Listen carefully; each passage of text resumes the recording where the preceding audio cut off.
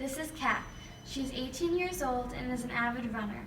Kat is a member of the university's running club, but lately she's been feeling stressed, irritable, and tired. And because of this, she hasn't been showing up to practice for the past 2 weeks. Instead, she has been taking up smoking as a form of stress relief. A lot of the club's members have noticed her absence and have started to reach out and ask if she's okay. Hi. Hey. I noticed you haven't been at practice. What's going on? Wait, is that a cigarette in your hand? Yeah, but it's nothing serious. I've just been so stressed and tired lately, with finals coming up, and I just haven't been feeling myself. Do you know how bad that is for your lungs? It can really affect your performance. Is that why you haven't been showing up to practice? I mean, it's been a little bit more difficult to run, but it's not a big deal. I'll stop after finals. Oh.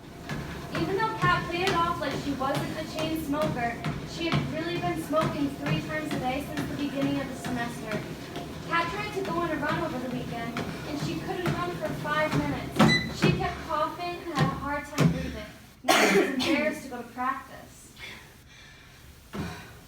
Kat didn't realize how important running was to her until she noticed a steady decline in her endurance and energy. She finally took notice when she started to gain weight. She became extremely upset with herself and almost helpless. But this didn't change her behavior because she still relied on this method as a stress relief.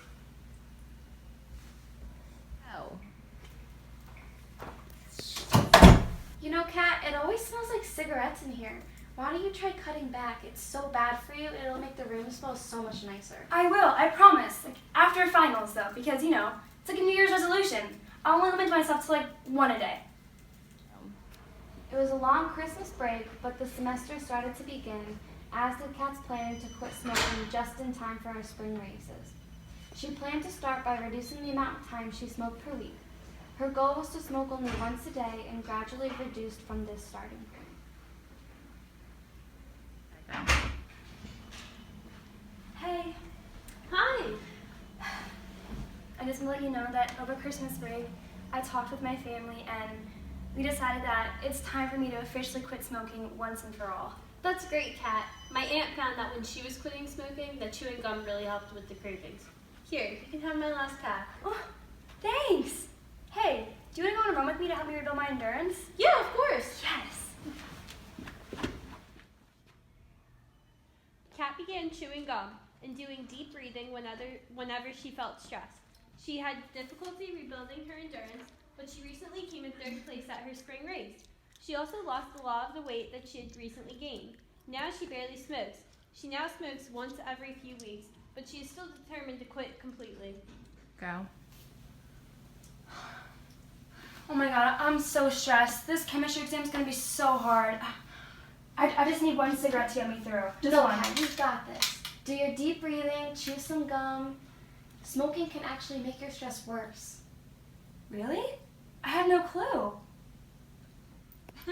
Not once did Kat pick up a cigarette while studying for her chemistry test, got a 90, and couldn't be happier with the results. Hey, Hi. yes, you got a 90 on your chem exam. Did you? Yes. Oh my god, that's great. I knew you could do it. Thanks. Hey, are you going to practice later? Yeah, I actually am. Okay, great. Do you want to get something to eat first? I'd love that. Okay, great. Let's go. Yes.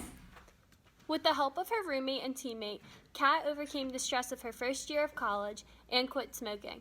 She continues to rely on her deep breathing exercises and running as a way to cope with her stress and avoid cravings. Withdrawal was very difficult for her, but she reminds herself about how important her team is to her, and that gives her the determination to extinguish her cigarette. It is not always easy for lifelong smokers to quit, however.